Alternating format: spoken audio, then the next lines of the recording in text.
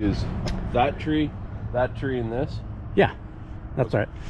All right, so I'm just going to showcase just the versatility of our bowline knots and just how great they are for all sorts of rigging. I'm going to try to build an anchor system with what Steve said, that tree, and that light post. The two MPDs on the ground. Let's just say I want to operate, Maestros, multi-purpose Maestros. Good correction, Steve. Let's just say I want to operate them side by side in a single main, single belay, or two tension rope system. Doesn't really matter, but those are going to be the focal points for those two rope systems, and I want to use an array of anchors behind it, and I want to operate them close together, and I don't have very much gear, so I'm limited on webbing and carabiners, and I just want to show what the bowline can do. So I'm going to hand the video off to Steve, and I'm going to grab the actual rope. Let's go. All right, doesn't matter where I start. I'm left to right, right to left, doesn't really matter. So Steve, if you want to zoom in. First off, again, I'm just using bowlines here, or bowlines, whatever. This one's bowline with a bite and a Yosemite retrace finish. Doesn't matter how you tie it, as long as you tie it correctly. We can do the snap method later. I just want you to be able to see it take shape, so just the traditional method. So with a bite means with a bite, so I take the bite and treat that as the tail, and then I tie my bowline, and I want to make sure I have enough bite on it so that I don't come up short. It's better to go long than to come up short and then having to redo it. So again, with the bite, treat the bite as the tail. We can only do our Yosemite retrace finishes with it when it's inside. So I'm going to go inside. I want a little bit more tail.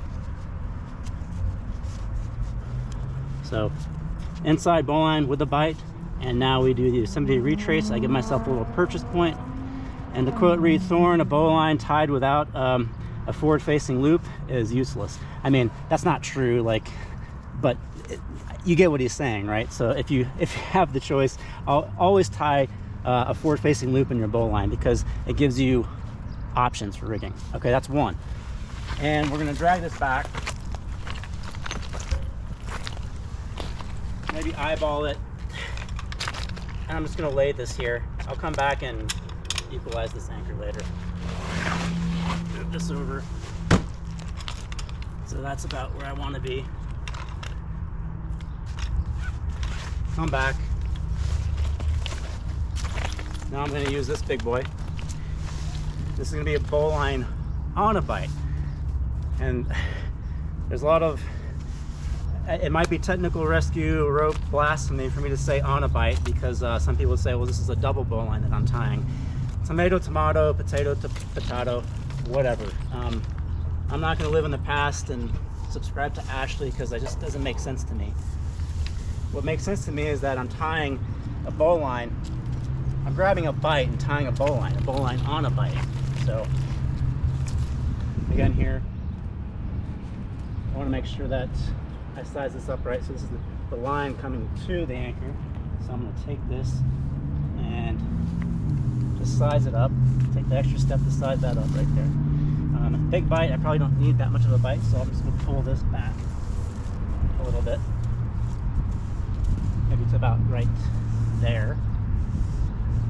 And then go from there. Okay.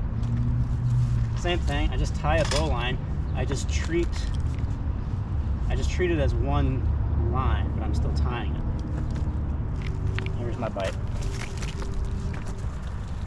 Granted, I'm tying it with a bite, but the whole thing is the bite, so it's on a bite. So bowline on a bite.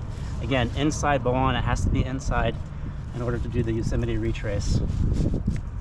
So let's dress this up so you can see it a little bit better. So that's it dressed, and now we retrace. Pull a little bit, give ourselves a little bit of a gap so we can feed our forward-facing loop through. Okay, now we're going to come back to the next focal point. So again, these are just placeholders. It's going to look something like that. And back to the last point.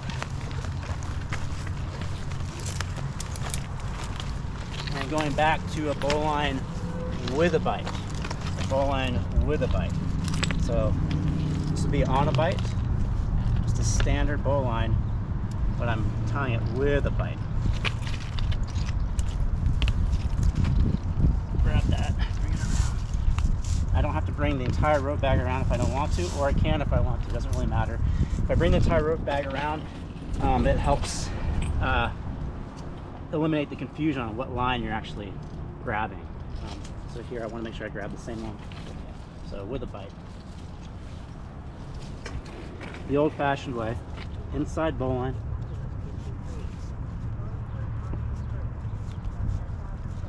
Yosemite retrace.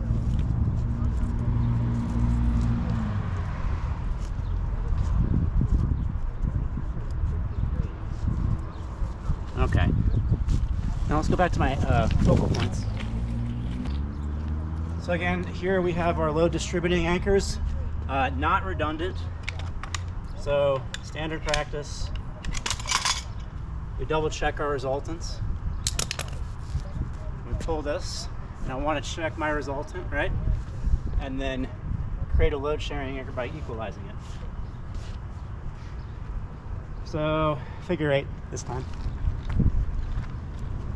Cool. Pop one loop over the top to dress it as I tie it.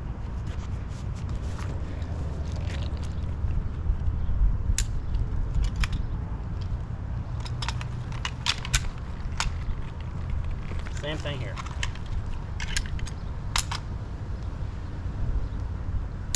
I don't know if this anchor system has a name, but it seems like I could just coin it and call it like the load sharing W or something. I don't know. So again, figure 8 on a bite. I dress it as I tie it by popping one over the top. Okay. Am I happy with that gain? No, but I don't care. That's not the point of this right now. Huge gain. I can eliminate all that gain just by feeding this back out, making it a little bit cleaner. Okay. So what we have here, you're just gonna have to use your imagination. And let's say we have a main and a belay system. They're sharing the center anchor. So we're bringing all these anchors together. And not only are we sharing anchors, I've created 1, 2, 3 additional clip-in points. Let's just say that we're gonna set a high directional maybe at the edge, and we need fall protection or edge restraint, line or fall restraint. I can have operators clip their edge protection in any one of these points for additional equipment, additional capability. That's just what's so great about the bowline. When you tie it with a Yosemite finish forward-facing loop, every time you tie it, why not tie it like that? It just opens up your options.